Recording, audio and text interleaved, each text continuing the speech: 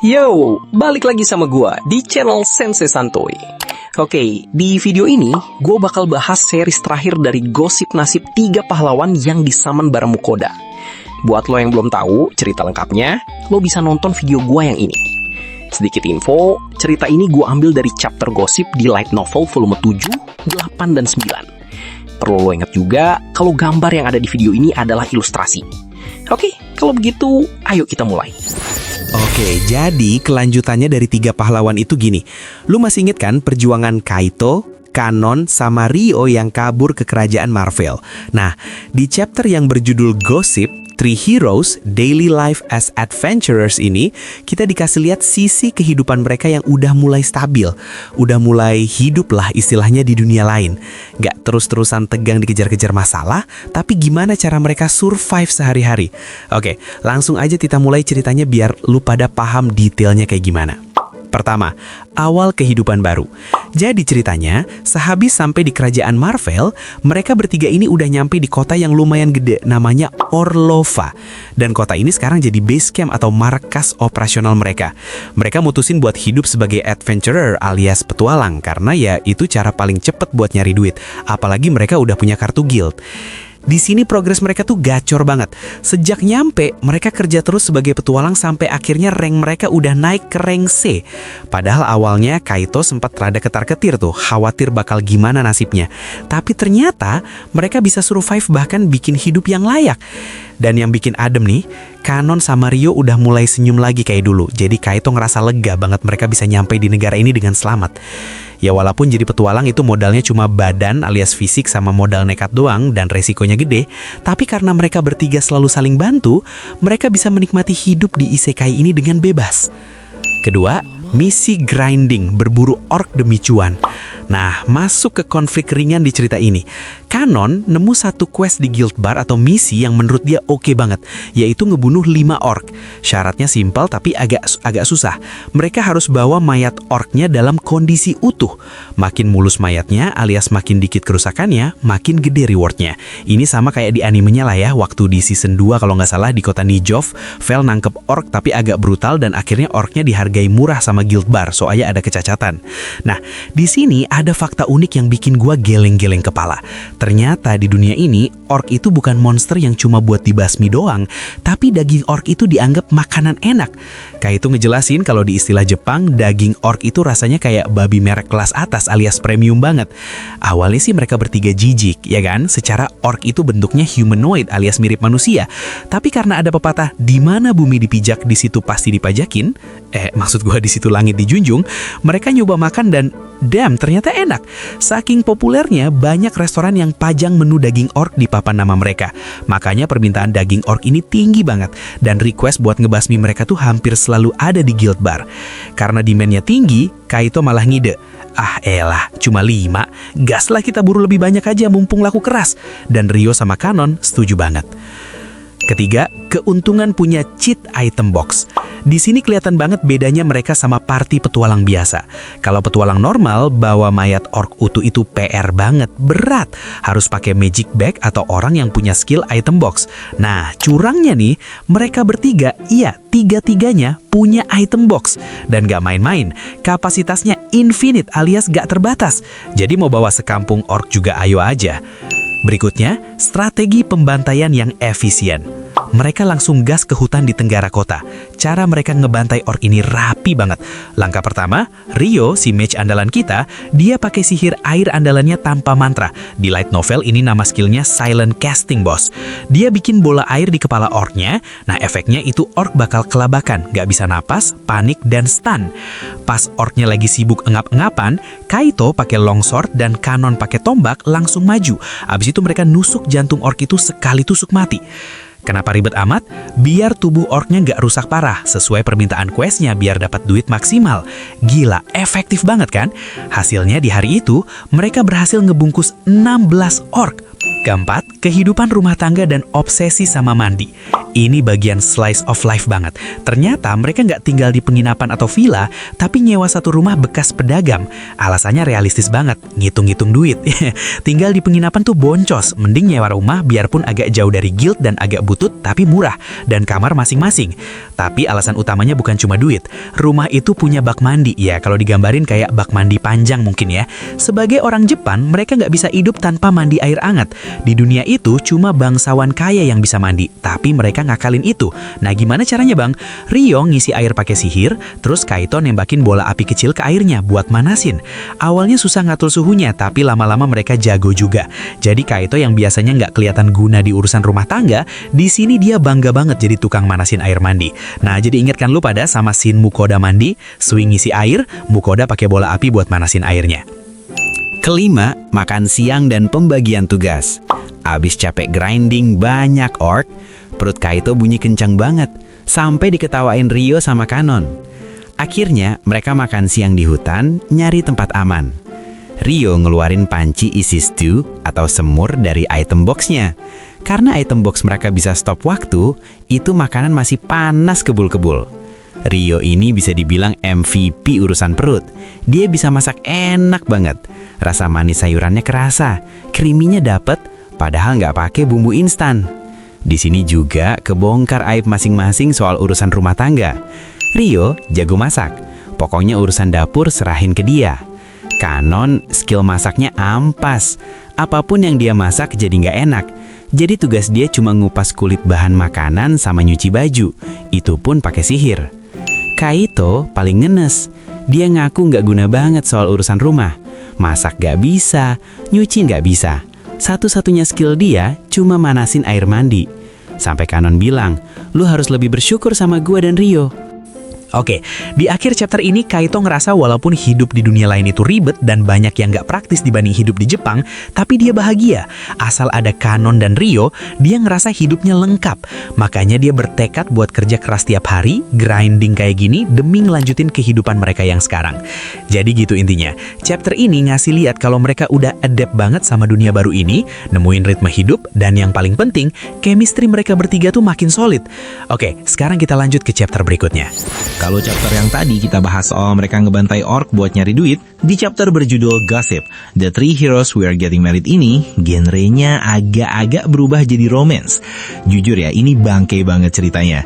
Karena Kaito ini bener-bener definisi punya 2 istri, cakep-cakep lagi. Oke, langsung aja gue ceritain detailnya. Gimana ceritanya mereka bisa mutusin buat nikah, dan kenapa aturan dunia ini bener-bener pro sama harem. Pertama, meninggalkan rumah kontrakan.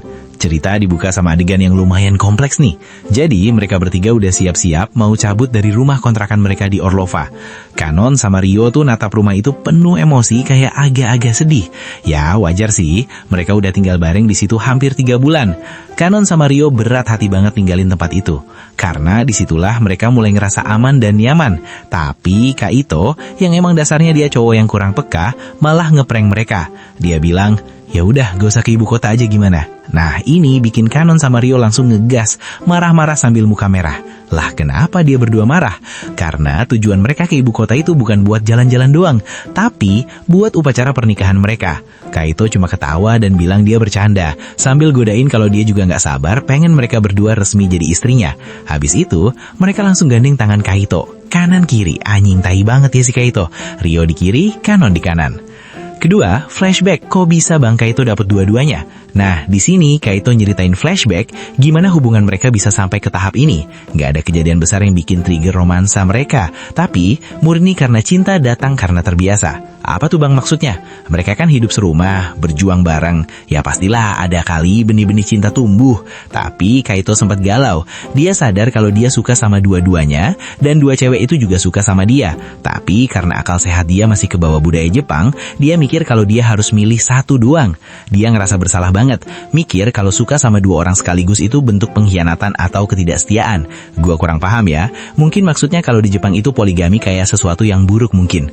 Padahal mah ya, Kanon sama Ryo udah gemes ngeliat Kaito yang pelin-pelan dan galau sendiri. Akhirnya suatu malam abis makan, mereka berdua nembak Kaito duluan sambil cengar-cengir. Ketiga, aturan dunia isekai. Poligami itu halal. Ini dia plot twistnya. Kanon sama Ryo ngejelasin kalau Kaito nggak perlu milih salah satu. Mereka bilang, Kaito, ini dunia lain. Akal sehat Jepang nggak berlaku di sini. Ternyata, di dunia ini monogami atau nikah harus satu istri aja itu bukan aturan wajib. Poligami itu sah-sah aja. Bahkan udah biasa banget. Asal lu punya duit buat nafkahin, lu bebas punya istri banyak. Kaito baru tahu kalau bangsawan di sana bisa punya 4-5 istri, bahkan yang kelas kakap bisa sampai 10 istri. Kanon sama Ryo juga udah sepakat. Tapi, ada syaratnya. Mereka cuma mau berbagi sama satu sama lain. Jadi, tidak boleh ada orang keempat atau cewek lain selain mereka berdua.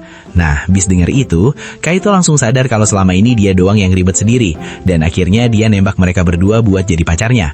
Keempat, alasan ngebet nikah muda. Abis jadian, Kaito di sini langsung gercep ngelamar. Kenapa tuh bang, kok buru-buru? Pasti gara-gara Johnny-nya udah nggak tahan lihat ciwi-ciwi cakep. Nah, jelas jawabannya bukan itu. Ada beberapa alasan logis menurut Kaito. Masalah umur, di dunia ini nikah umur 14 atau 15 tahun itu normal banget. Kalau cewek udah lewat umur 20, itu udah dianggap telat atau perawan tua lah kasarnya. Kedua, karena posesif. Ini alasan utamanya. Kanon sama Ryo itu cantik banget dan populer parah di kalangan petualang. Kaito risih banget ngelihat banyak cowok yang nyoba godain mereka di guild bar. Tapi, ada aturan tak tertulis kalau petualang gak bakal ganggu istri orang. Jadi, nikah adalah cara Kaito buat ngeklaim kepemilikan biar gak ada yang berani nyentuh mereka lagi. Kaito rela ngabisin semua tabungan hasil jadi petualang buat beli cincin tunangan. Cincin emerald buat Kanon, lahir bulan Mei, dan ruby buat Ryo, lahir bulan Juli. Walaupun batunya kecil karena duitnya pas-pasan, tapi mereka senang banget. Kelima, OTW ke ibu kota demi resepsi impian. Sebenarnya nikah di dunia ini simpel. Gak perlu catatan sipil, gak perlu acara gede dengan dalih budaya yang bisa ngabisin banyak uang. Tapi, cukup janji suci di depan pendeta. Tapi, Kanon sama Ryo punya request khusus. Mereka gak mau nikah di gereja sembarangan di desa.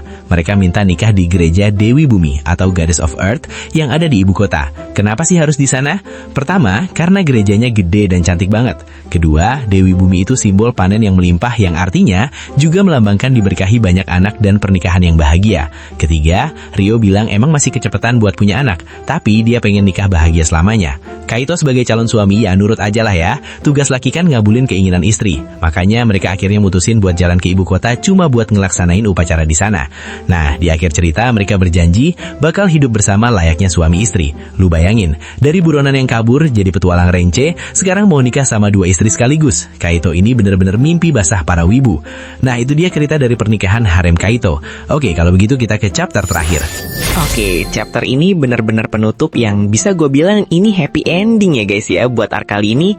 Kalau kemarin kita udah bahas gimana ribetnya persiapan mereka mau ke ibu kota, nah di sini kita bakal lihat gimana sih outcome dari perjalanan mereka itu. Dan jujur aja, ini chapter isinya bener-bener romance. Mulai dari momen gitu-gitu, momen kocak pas grinding, sampai momen yang bikin lu bakal terharu. Oke, kita mulai dari situasi pas mereka baru banget nyampe dan kelar urusan di ibu kota. Jadi ceritanya nih, Kanon sama Ryo itu lagi nempel banget sama Kaito. Meluk lengannya erat banget sambil cengar-cengir bahagia. Kenapa? Ya jelas lah, mereka udah resmi nikah. Sesuai request 2 cewek ini, mereka nikah di gereja Dewi Bumi, Goddess of Earth, yang arsitekturnya megah banget kayak kuil Romawi kuno gitu. Tapi kocaknya, ekspektasi resepsi mewah tuh nggak ada sama sekali. Upacaranya simple banget, cuma donasi duit ke gereja, terus didoain bentar sama pendeta di depan patung Dewi. Udah kelar, cepet banget prosesnya, gak ribet pokoknya, yang penting sah. Intinya ini persis kayak kalau lu nikah di KUA. Nah, abis sah nikah, Kaito bilang kejadian nikahnya itu 2 hari yang lalu. Dan malamnya mereka, ya ew aja lah ya. Kaito sampai gak bisa deskripsiin pakai kata-kata, cuma suara-suara gak jelas gitu saking intensnya. Saking capeknya, abis olahraga malam itu, besoknya mereka seharian full istirahat di penginapan. Ya wajar lah ya, pengantin baru. Tapi ya namanya juga petualang miskin, mereka nggak bisa lama-lama santai. Duit tabungan mereka ludes buat biaya perjalanan sama donasi gereja tadi. Kaito sampai bilang, nggak ada istirahat bagi orang miskin. Makanya hari ini mereka mutusin buat langsung gas grinding lagi ke dungeon yang ada di dekat ibu kota. Pas nyampe dungeon, antriannya panjang bener. Maklum lah, ibu kota. Tapi Kaito ingat omongan pendeta pas nikah kemarin. Katanya kalau nikah di gereja itu, luck atau keberuntungan lu bakal naik dikit.